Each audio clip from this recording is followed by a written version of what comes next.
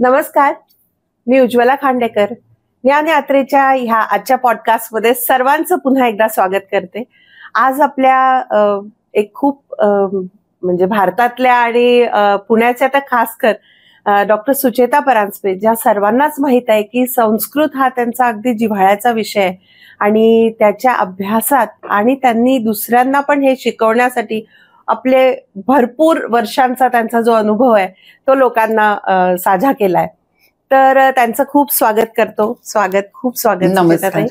आणि आज आपण थोडक्यात मेघदूत काय आहे किंवा त्यांचं काय मत आहे खूप छान पद्धतीने त्यांना विचारू. आपण छोटे मोठे प्रश्न विचारू आणि बघूयात आज आपल्या दर्शकांना काय मिळतं डॉक्टर सुचेता परांजपे यांच्याकडनं. तर सुरुवात करूयात. आम्हाला सर्वांनाच माहित आहे की मेघदूत हे काव्य तुम्हाला खूप आवडतं, तुम्ही बऱ्याचदा ह्याच्याबद्दल बोलता. पण काय तुम्हाला वाटतं, म्हणजे कालिदासाबद्दल आपण एक थोडक्यात काही पण आपण सुरू करायच्या आधी तुम्हाला आजच्या विशेष दिनाबद्दल काही बोलायचं? अर्थात ऍक्च्युली हे रेकॉर्डिंग चालू आहे ते अगदी शुभ मुहूर्त आहे, कारण आज आषाढस्य प्रथम दिवस, याचा अर्थ कालिदास दिन आहे. आणि केव्हाही याचं पॉडकास्ट होऊ दे, पण आज रेकॉर्ड होतं याला विशेष महत्व आहे.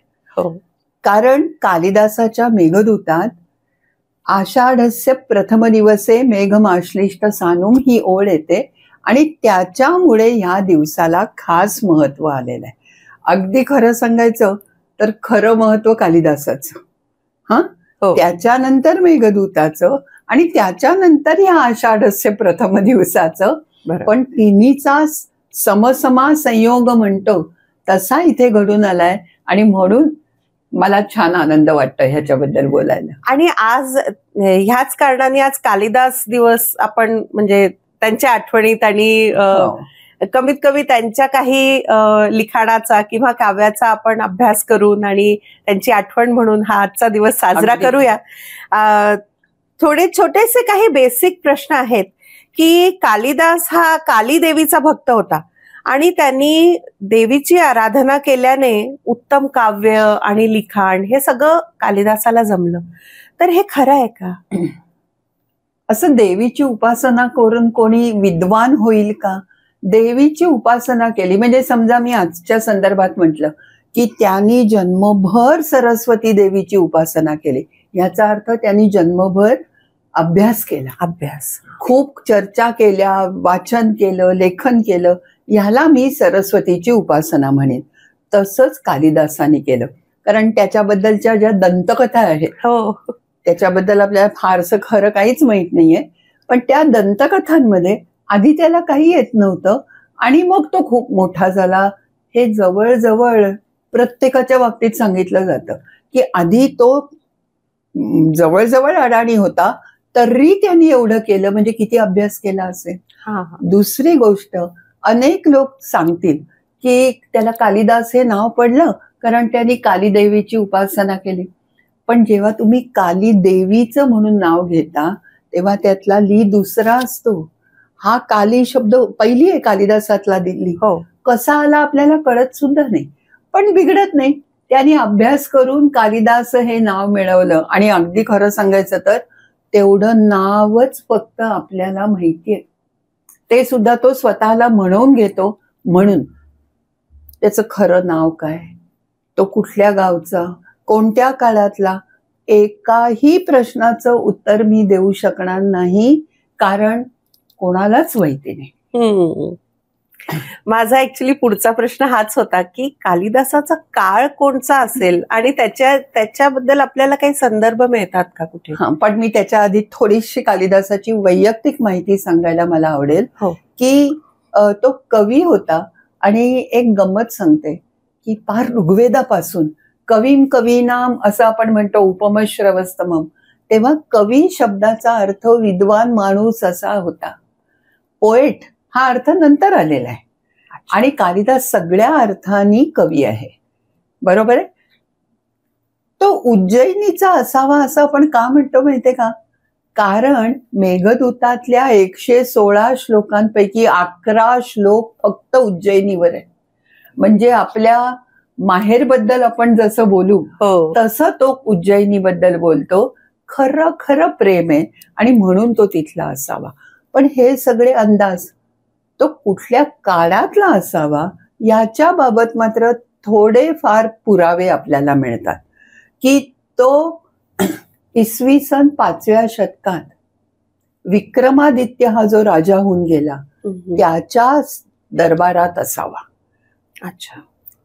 इनफॅक्ट असे बरेच पुरावे सापडतात. एक दोनच मी सांगते की पुरुरवा उर्वशी या कथेवर आधारित कालिदासांनी जे नाटक लिहिलं त्याचं नाव त्यांनी पुरुरवा उर्वशीयम असं लिहिलं नाहीये, विक्रम उर्वशीयम असं लिहिलेलं आहे.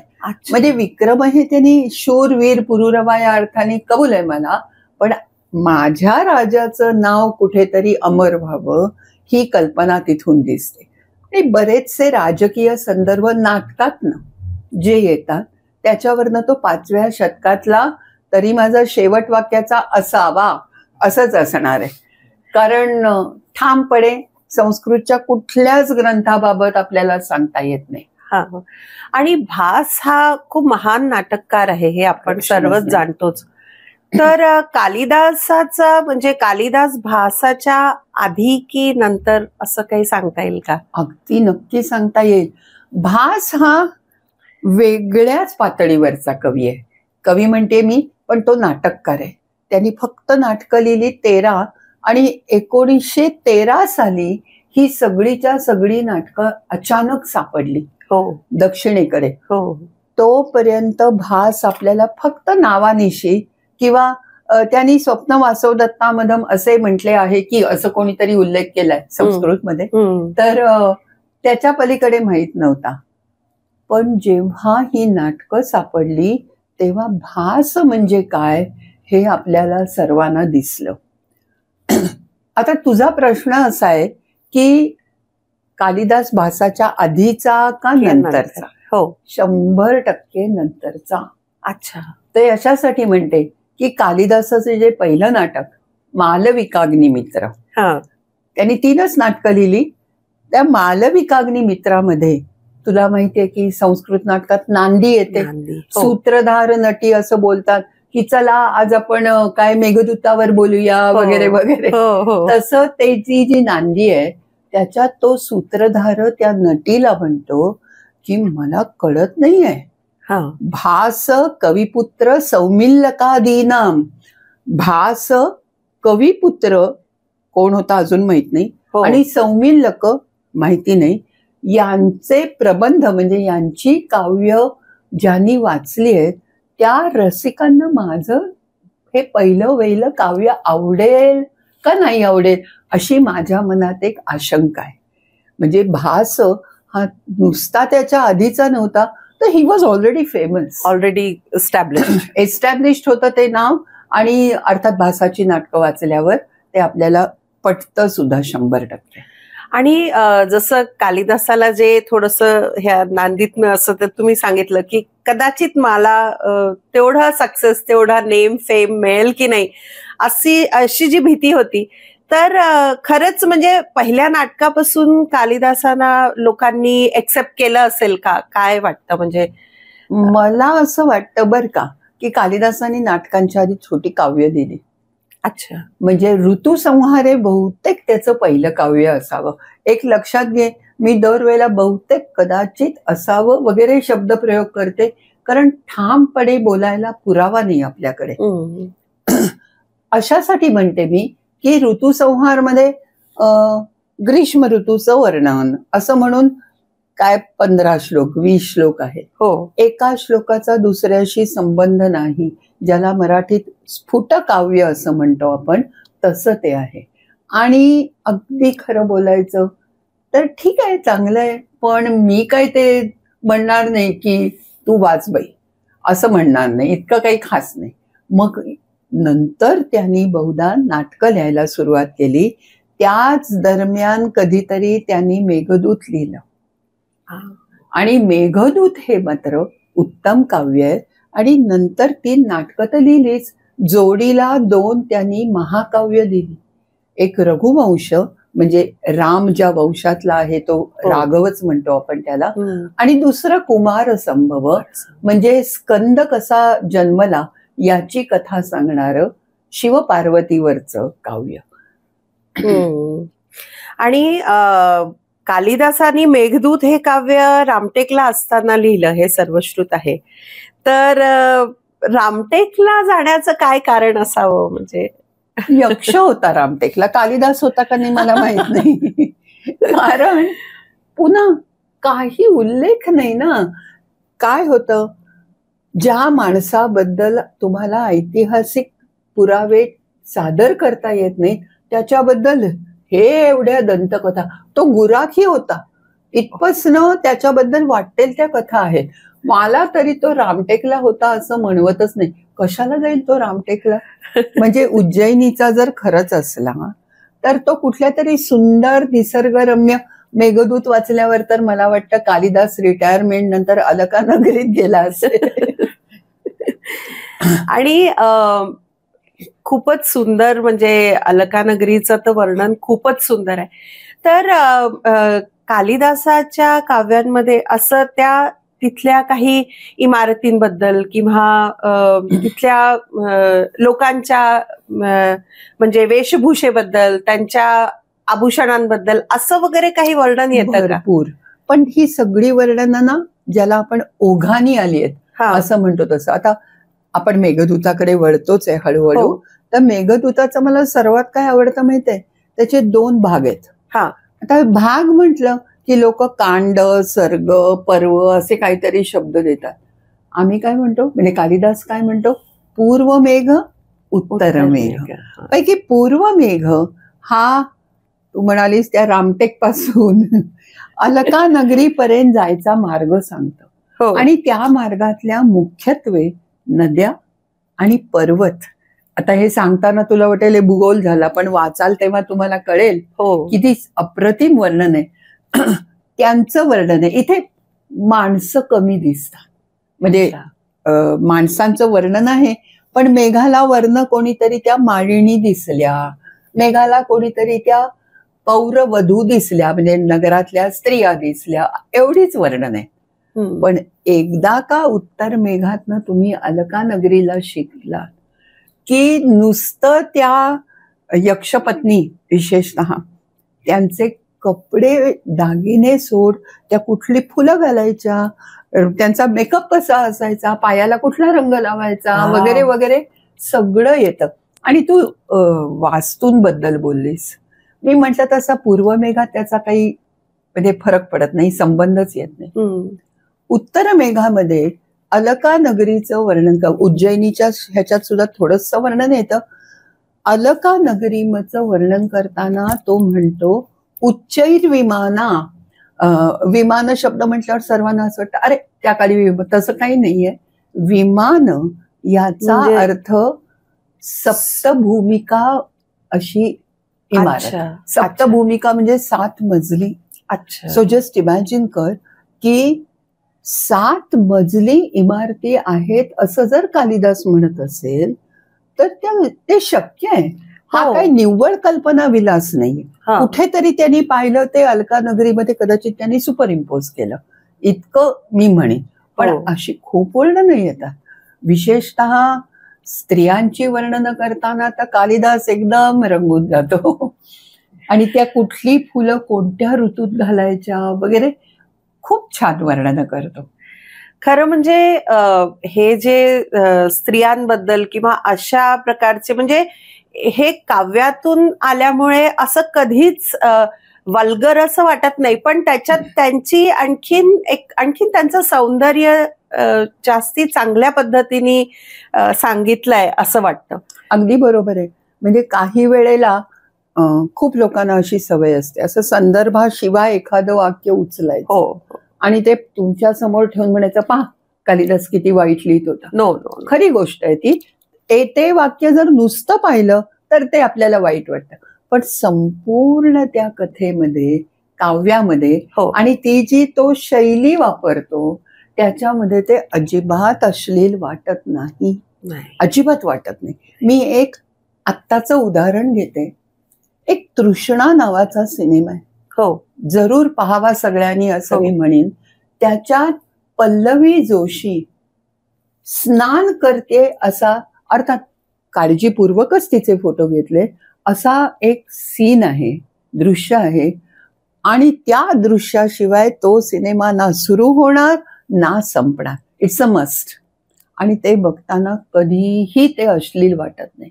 तेव्हा तुमचा दृष्टिकोन, ज्यांनी ते प्रोजेक्ट केलंय त्याचा दृष्टिकोन, तो कवी असेल किंवा सिनेमाचा डायरेक्टर असेल, त्या दृष्टिकोनाचा वाचकांच्या आणि श्रोत्यांच्या दृष्टिकोनावरही परिणाम होतो. हो. आणि म्हणून आपल्याला सुद्धा ते सगळं रम्य वाटायला लागतं. खरंय. ज्या एखाद्या कुठल्याही म्हणजे इमॅजिनेशन जरी असलं तरी त्याला कशा पद्धतीने प्रेझेंट केल्या जातं ते फारच महत्वाचं आहे. तर कालिदासांनी खूप सुंदर सुंदर कल्पना मांडल्यात त्यांच्या काव्याच्या माध्यमातून किंवा असं, तर त्याच्यातल्या काही तुम्ही आम्हाला सांगाल का? It's really very fascinating to read. पण काही कल्पना सांगणं ही कालिदासाच्या बाबतीत न घडणारी गोष्ट आहे, कारण इतकं सुंदर लिहितो तो सगळीकडे. पण त्याच्या आधी एक सांगते, कालिदासाला खूप तत्कालीन लोकांनी सन्मान केले त्याचे. हो. आणि मी तत्कालीन लोकांनी का म्हटलं की अगदी खरं स्पष्ट बोलते, एखादा माणूस खूप चांगलं काहीतरी करत असेल तर त्याच्याच क्षेत्रातल्या लोकांना मत्सर वाटतो, हो, असूया वाटते. पण कालिदासाला मात्र ते कविकुलगुरू, महाकवी अशी सगळी, किंवा तो कविता कामिनीचा विलास आहे वगैरे सगळी चांगली विशेषणं वापरतात. याचा अर्थ त्या लोकांनाही कालिदासाबद्दल आदर आहे. आणि कालिदासस्य म्हणजे उपमा कालिदासस्य असं नेहमी म्हटलं जातं. उपमा म्हणजे सिमिली, ते अगदी छान आहे. आणि त्यातली जी सर्वात सुंदर उपमा वापरली आहे ती रघुवंशातली आहे. ती इंदुमती अशी हातात वरमाला घेऊन पुढे पुढे जाते, एकेकाला रिजेक्ट करत, एका युवराजाला रिजेक्ट करत. तेव्हा दीपशिखेव असं तिचं वर्णन आहे. दीपशिखा म्हणजे दिव्याची, तोपर्यंत त्या माणसाच्या, युवराजाच्या चेहऱ्यावर दिव्याचं तेज होतं, ती पुढे गेल्यावर ती दीपशिखा पुढे निघून गेली. खूप छान वर्णन करतो तो. पण मेघदूतातली मला आवडलेली सर्वात छान कल्पना सांगते. काळा मेघ आहे, हो, त्याच्यावर इंद्रधनुष्य आहे. आता हे सर्वांनी पाहिलेली गोष्ट आहे. आणि त्याचं वर्णन करताना कालिदास म्हणतो की विष्णूनी, म्हणजे कृष्णाचा अवतार घेतलेल्या विष्णूनी मोरपीस घालावं मस्तकावर, तसं ह्या मेघानी, तोही आता श्यामल आहे, आणि मोरपिसाचे रंग असलेलं इंद्रधनुष्य त्यांनी घातलंय. मला नेहमी वाटतं की ही उपमा, एवढं एकच वाक्य श्लोक कालिदासांनी लिहिला असताना तरी तो अमर झाला असता, असं मला वाटतं नेहमी. ऍब्सोल्युटली. खूप छान. त्याची शैली ही फार सोपी आणि छान आहे. खूपच छान. ऍक्च्युली मेघदूत हे उत्तम काव्य आहेच. आणि त्याच्यात त्यांनी एक मार्ग दाखवला. म्हणजे त्या यक्षाने त्या मेघाला सांगितलंय की तू ह्या मार्गाने जाशील तर तुला काही उन्मत्त हत्ती दिसतील किंवा असं जाशील तर ते. तर ह्या सगळ्या गोष्टी त्या काळातल्या आहेत. पण आजच्या काळामध्ये पण कोणी शोध घेण्याचा प्रयत्न केला का की ह्या मार्गामध्ये जे त्यांनी सांगितलंय ते खरोखर तिथे आहे की फक्त एक कल्पना आहे? नाही. तू आता सांगितलंस ना, हत्ती दिसतील वगैरे, तो एक अगदी छोटासा भाग झाला. कारण कालिदासाने, तो राहत होता त्या काळात सगळीकडे हरण, हत्ती वगैरे होते. आता ते सगळेच बिचारे कमी झाले. तर पण हा जो त्यांनी मार्ग सांगितला, म्हणजे कशानंतर कुठला पर्वत येईल, मग कोणती नदी येईल, मग चर्मणवती येईल, मग दशार्ण, असं जो मार्ग सांगितला, मेघदूतामुळे लोक खरंच वेडे बनतात. पुण्यातले एक सुप्रसिद्ध सर्जन एस.व्ही. भावे म्हणून होते. त्यांनी सर्जन म्हणून उत्तम होते, पण त्यांची सर्जनशीलता त्यांनी इथेही दाखवली आणि एक विमान घेतलं. अच्छा. स्वतः. अच्छा. एक कॅमेरामन, ते स्वतः, आणि कालिदासाच्या मार्गाने रामटेकवरनं त्याप्रमाणे अगदी कालिदास सांगतो उज्जैनीला जाताना वक्रपथा यदपि भविता, थोडा वाकडा गेलास तरी चालेल पण असाच जा. आणि एसवी भाव्यांनी असं सिद्ध केलं की कालिदासानी सांगितलेला मार्गच नेमका मान्सूनचा मेघ घेतो. म्हणजे हे एसवी भाव्यांनी आपल्यावर केलेलं एक काय म्हणू मी ऋण आहे, उपकार सुद्धा नाहीये, ऋण आहे. कारण कालिदासाचं सायंटिफिक नॉलेज सुद्धा इथे तुम्हाला दिसून येतं. इनफॅक्ट ती कुठेतरी तो व्हिडिओ असलाच पाहिजे. पण त्याच्यावर यांनी डॉक्टर भाव्यांनी कालिदासा मीच तुझा मेघ असं म्हणून एक पुस्तक लिहिलंय आणि ते अवेलेबल असणारच. ते जरूर वाचावं सगळ्यांनी असं मी सांगेन. सो एक म्हणजे मला फार संस्कृत बद्दल माहित नाही, पण एक छोटासा प्रश्न असा येतो की कालिदासांनी हे लिहिलंय तर हे कुठल्या वृत्तात लिहिलंय? असं काय असतं, प्रत्येक काव्याचं वृत्त हे त्याला पोषक असावं लागतं. म्हणजे तुमचा जो त्याच्यातला भाव आहे तो तुम्हाला त्या वृत्तामध्ये आणावा लागतो. उदाहरणार्थ मी छोटी गोष्ट सांगते की म्हणजे आत्ताच्या जगातली एखादं दुःखी हिंदी सिनेमातलं गाणं आहे, त्याला उडती चाल लावून चालेल का? चालणार नाही. तसं कालिदासानी एक्झॅक्ट एक त्याला लागू होईल असं वृत्त निवडलं. त्याचं नाव आहे मंदाक्रांता. मंदाक्रांता. आणि मंद म्हणजे ते असं असंच जातं, जसा तो मेघ जाणार आहे तसंच ते जातं. आणि एक मी ओळ म्हणून दाखवते त्या चालीवर म्हणजे वृत्त कळेल असं म्हणून. कश्चित कांता, पहिली ओळ आहे ही मेघदूताची. कश्चित कांता विरह गुरुणा स्वाधिकारात प्रबद्धः. हे ग्रॅज्युअली एखादा, अगदी खरं सांगू का, ज्याला संस्कृतमध्ये गजगती म्हणतात, म्हणजे एक खास रॉयल अशी त्याची गती असते. तो पडत सुद्धा जाऊ शकतो पण एरवीत चालताना तसं हे वृत्त आहे. आणि ते इतकं फिट बसलं की पुढच्या टीकाकारांनी, साहित्यशास्त्रकार जे आहेत त्यांनी असं सांगितलं की प्रावृट प्रवास व्यसने मंदाक्रांता प्रवर्तते. म्हणजे काय तर मंदाक्रांता हे वृत्त कधी वापरावं तर प्रावृट पाऊस, प्रवास म्हणजे इकडून तिकडे जाताना प्रवास म्हणजे, आणि व्यसन म्हणजे काही संकट आलं असताना. आता ह्या यक्षावर काय संकट आलंय तर पत्नी विरह. आणि सगळ्यात मुख्य म्हणजे हिमालयातून नागपूरला रामटेक जवळ येऊन राहायचं, हे पण संकटच आहे त्याच्या दृष्टीने. तेव्हा लोकांना ते वृत्त आवडतं. आणि खरोखर कालिदास शब्द सुद्धा असे घेतो की मंदम मंदम नुदती पवना, म्हणजे तो वारा खरंच हळूहळू चाललाय हे आपल्याला जाणवतं. खरंय.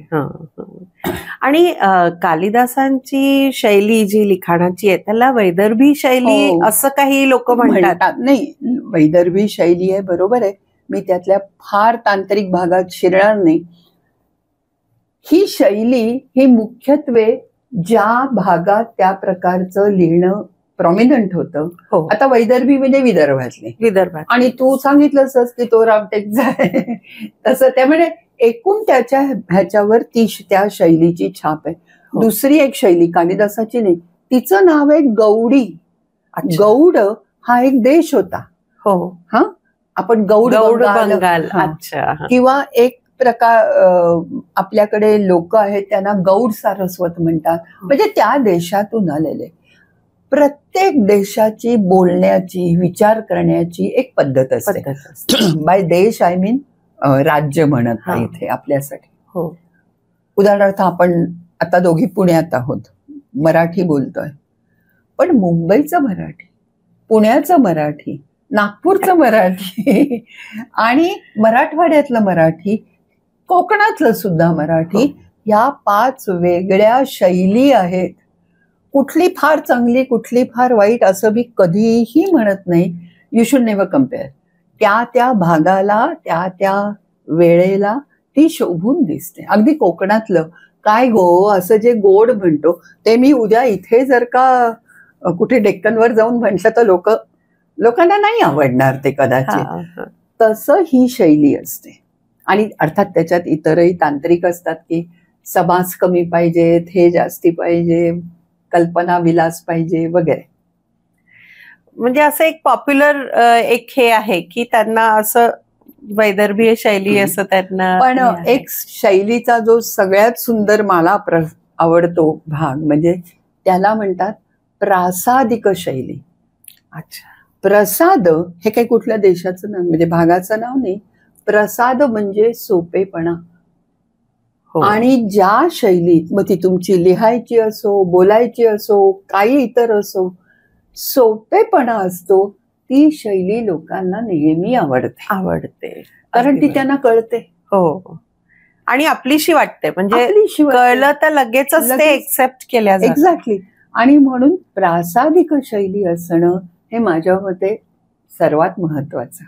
कारण आता आपण त्या विषयावर बोलत नाही आहोत, पण बाणभट्ट वगैरे अतिशय विद्वान. त्यांनी कादंबरी नावाचं एक कादंबरीच लिहिली. आणि त्या कादंबरीची नायिका कादंबरी होती, म्हणून आपण नॉवेलला कादंबरी म्हणतो. Can you believe? म्हणजे संस्कृत वाङ्मयाचा परिणाम पहा. तर एनिवे त्या कादंबरीचा विशेष काही गोष्ट आहे. ठीक आहे, ती गोष्ट म्हणजे मला त्याच्याबद्दल काही म्हणायचं नाही. समासिक शब्द म्हणून एक असतं संस्कृतमध्ये, म्हणजे जोडून जोडून जोडून शब्द. त्याच्यात सर्वात लांब सामासिक शब्द आहे, त्याच्यात काहीतरी 28 शब्द आहेत. आता पण हे मी जर ते वाचायला घेतलं तर मला आधी थांबावायचं, मग त्याचा अन्वय लावायचा, अर्थ लावायचा, आणि मग शेवटी म्हणायचं अरे वा किती छान. तर कालिदासाचं तसं नाही होत. कालिदास वाचता वाचता तुम्हाला तो सुंदर आहे हे जाणवतं. मग ते उज्जैनीचं वर्णन असू दे, महाकालाचं असू दे, किंवा हिमालयात असू दे, छान करतो तो, छान वाट. तुम्ही आताच उल्लेख केला की कालिदासांनी उज्जैनीचं वर्णन असं केलंय की जसं आपल्याला आपल्या माहेराबद्दल जशी ओढ असते तशा पद्धतीने त्यांनी. तर त्याच्याबद्दल थोडं आणखीन. हो जरूर, अगदी जरूर. कालिदासा इतकंच मलाही उज्जैनी आवडतं. तर उज्जैनी त्या काळातली आहे ही.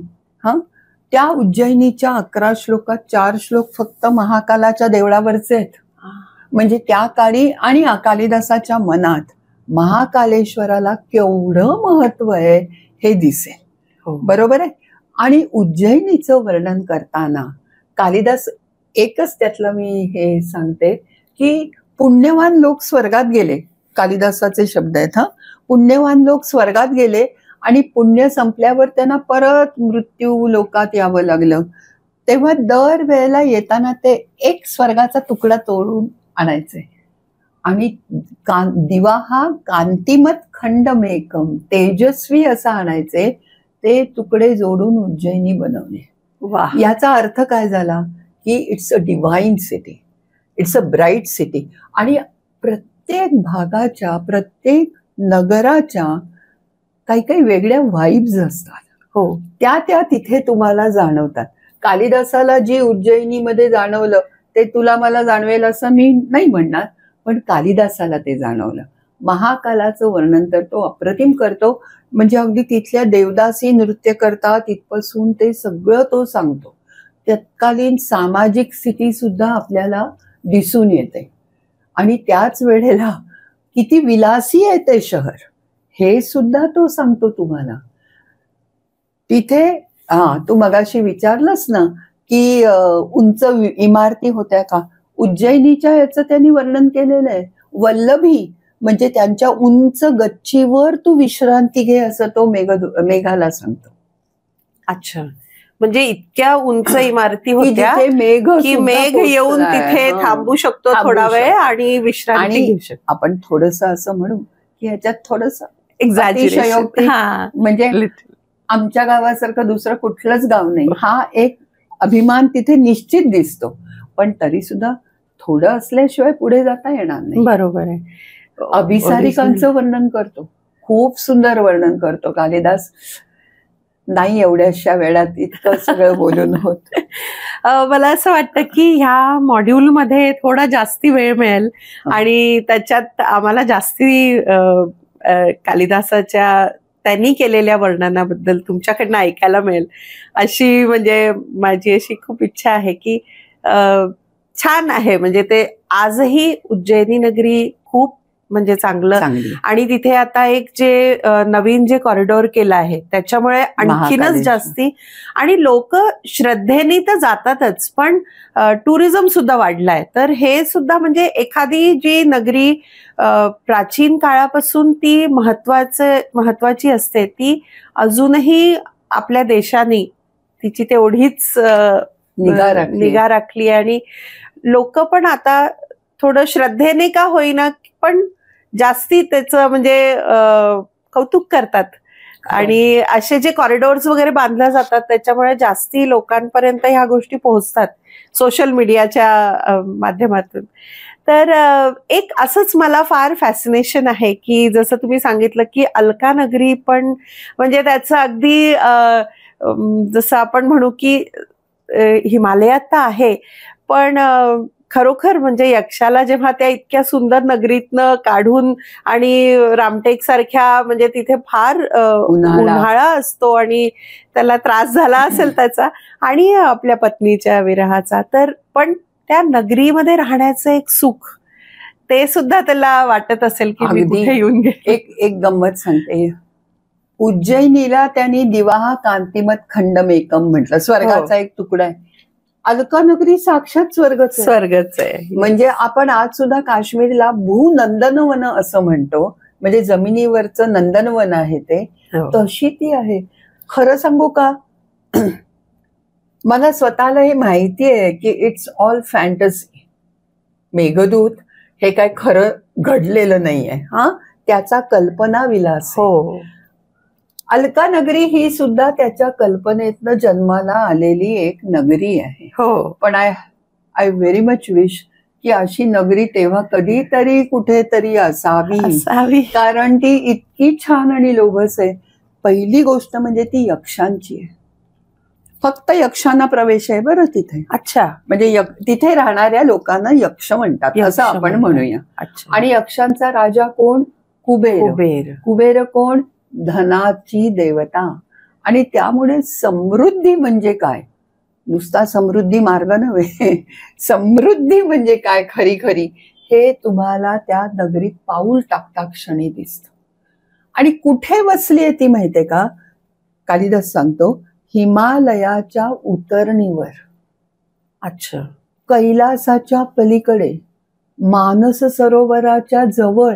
म्हणजे ही गिव्स यू असं ते आजकालच्या भाषेत लोकेशन. तुम्हाला जे लोकेशन लागतं ते सुद्धा तो तुम्हाला देतो. आणि मला कधी कधी वाटतं, तुला माहिती असेल की वेस्टर्न किंवा तिबेटन मायथॉलॉजीमध्ये शांग्रीला नावाची एक ती पण काल्पनिक असावी असं आपण म्हणतो. पण खरंच अलका नगरी सुंदर असली पाहिजे. तिथल्या स्त्रिया विशेषतः ऍक्च्युली यक्ष हे देखणे नसत असं आपल्याला शिल्पकलेमुळे माहिती. प्रश्न माझा हाच होता की पण आपला जो यक्ष आहे तो खूप चांगला आहे. कारण कालिदासानी त्याचं खूप हुशारीने नाव सांगितलं नाही, वर्णन केलं नाही. त्यामुळे तुझी जी कल्पना आहे ती तू यक्षाला लाव असं होतं. आणि त्या यक्षपत्नी तर आणखीनच देखण्या. अगं त्यांची एक गंमत सांगते. तिथल्या मुली त्या नदीच्या काठी, बाय द वे अलकनंदा नदी जिला आपण म्हणतो तिच्या काठावरची ही नगरी म्हणून अलका. तर तिथल्या मुली काय खेळ खेळतात, कल्पना आहे? यक्ष श्रीमंत कुबेर आहे तिथे सगळं, आणि सगळं दैवी, म्हणजे यू कॉन्ट इव्हन इमॅजिन. त्या मुली गुप्तमणी नावाचा खेळ खेळतात. म्हणजे काय, तर त्या नदीच्या काठावर बसतात, मग एकीने डोळे झाकायचे किंवा काय असं, आणि रत्न आणि माणकं त्या वाळूत लपवणार. गुप्त मणी. आणि मग जिच्यावर राज्य होतं तिने तो हुडकायचा. म्हणजे मला असं वाटतं ही कल्पना असेल. ही अगदी किती श्रीमंत असलं तरी मी वाळूत रत्न फेकायला काय आपल्याकडे नाहीये. कालिदासाला कशी सुचली असेल, आणि कालिदासानी कसं ते व्हिज्युअलाइज केलं असेल सगळं. या स्त्रियांचं वर्णन किंवा यक्षपत्नीच्या घराचं वर्णन येतं. त्याच्यातली एक गोष्ट सांगते. त्यांनी सांगितलंय म्हणजे त्याच्यात इतर लोक आणि आपलं इंटरप्रिटेशन यात फरक असू शकतो, मी काही म्हणत नाही.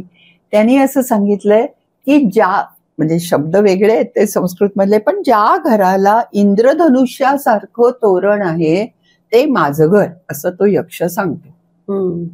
माझ्या मते ज्या घराला इंद्रधनुष्य हेच तोरण आहे ते माझं घर, कारण कालिदासाला ऑब्व्हियसली इंद्रधनुष्य फार आवडतं आणि जे जे काही छान आहे ते तो एकदा ना एकदा त्याच्या काव्यात आणतोच आणतो, त्याचं आवडतं.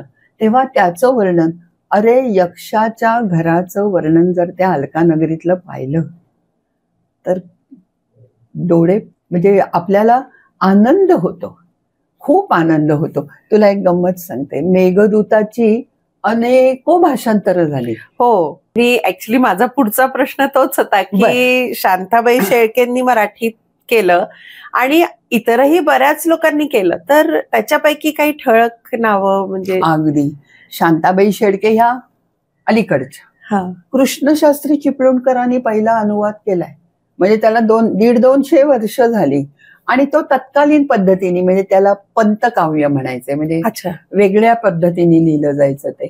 त्याचं पहिली ओळ अशी होती, कष्टित कांताचं भाषांतर, कोण्या एका यक्षे केले अलक्ष आपुल्या कामे.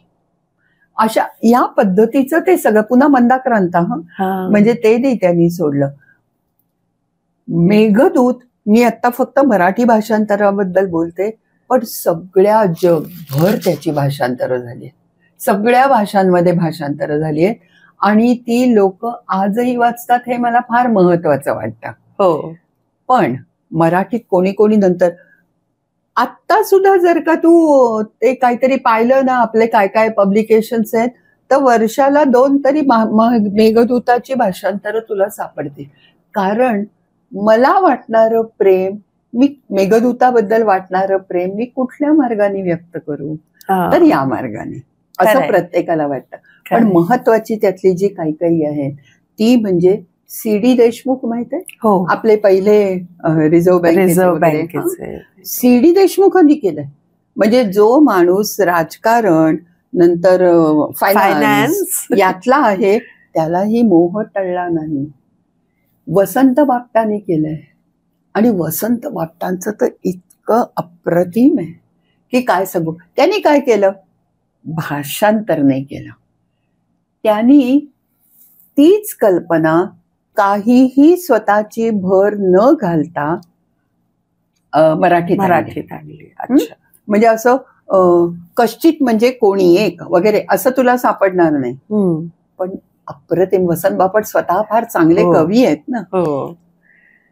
त्यांनी ही यक्षाची पत्नी तिच्या बागेतल्या छोट्या स्फटिकाच्या झोपाळ्यावर बसून, स्फटिक म्हणजे क्रिस्टल, त्या झोपाळ्यावर बसून तिचा एक पाळलेला मोर आहे. अच्छा. त्या मोराला तिच्या हातातली सोन्याची छडीचा ताल देत कसं नाच करवतीये याचं वर्णन केलंय कालिदासाने. ते तर आपण पाहूच, पण वसंत बापटांनी त्याचं जे भाषांतर केलंय ते फार अप्रतिम आहे. आणि मी वसंत बापटांच्या ह्याच्यातला एक शेवटचं जे त्यांनी श्लोक किंवा काय कडवं लिहिलंय ते मुद्दाम सांगते. आणि बाय द वे त्यांनी त्याचं नाव मेघदूत मराठी भाषांतर असं दिलेलं नाही, त्यांनी त्याचं नाव लिहिलंय मेघहृदय. म्हणजे माझ्या हृदयाला भेटलेलं मेघ म्हणा किंवा माझ्या मनातला मेघ म्हणा, काही म्हणा, मला ते नाव पण आठवतं आणि आवडतं रादर. आणि शेवटचा त्यांचं जे आहे ते असं आहे, 2 ओळी तरी मी आता म्हणते. थेंबे थेंबे मधुर मदिरा सेवी जैसा विलासी, आस्वादावी तशीच रसिके चितकला कालिदासी. हा चितकला शब्द अप्रतिम आहे, त्याचं भाषांतर कोणी करायच्या भानगडीत पडूच नाही. म्हणजे वसंत बापटांसारख्या कवींनी कालिदासाला दिलेला हा काय म्हणू मी, एक प्रकारची गुरुदक्षिणा, भावांजली, काही म्हण, पण फारच सुंदर केलेलं आहे. आणि खरंच सांगते, माझ्या 2 शिष्यांनी, म्हणजे मी ज्यांना MA केलं शिकवायला होते, त्यांनी मेघदूताचं भाषांतर केलं. मी प्रस्तावना लिहिली. म्हणजे इतकी भाषांतरं असून, 100-150 भाषांतरं असून अजून लोकांना वाटतं की मला मेघदूत असं समजलं. आणि हे महत्वाचं. कारण कालिदास काय म्हणतो, तू काय सांगतेस, मी काय बोलते, याच्यापेक्षा तुम्हाला काय जाणवलं एक वाचक म्हणून किंवा श्रोता म्हणून, आणि ते फार महत्वाचं. पण तुला आणखीन एक गोष्ट सांगते, मेघदूत फक्त भाषांतराच्या पातळीवर थांबलेलं नाही. मेघदूतावर गाणी लिहिली गेली आहेत आत्ताची. आणि त्याच्याहून एक गंमत सांगते. आज आहे ना आषाढ का एक दिन, आषाढ का प्रथम दिवस. तर मी 1-2 कार्यक्रम असे पाहिलेत की कोणीतरी मेघदूताच्या श्लोकांचं शास्त्रीय शैलीने गाणं करतंय आणि त्याच्यावर त्याच वेळेला एक नृत्यांगना नृत्य करते. म्हणजे कालिदासानी जसं सगळे इंद्रियांचे तुम्हाला सुख द्यायचा त्या शब्दातून प्रयत्न केला, तसा प्रयत्न आजही होतो. सिनेमे झालेत. एक इनफॅक्ट सिनेमा होता, मी आता तेच नाव बहुधा घेतलं, आषाढ का एक दिन. मला कुणाचा होता, हिंदी होता, मी पाहिलाय. एवढंच आठवतं की रेखा सबनीस नावाच्या एका कलाकारांनी तिथल्या यक्षपत्नीचं काम केलं होतं. इंग्लंडमध्ये मेघदूतवरचा ऑपेरा कित्येको दिवस चालू होता. वाव. म्हणजे सगळीकडे जगात काय काय केलं.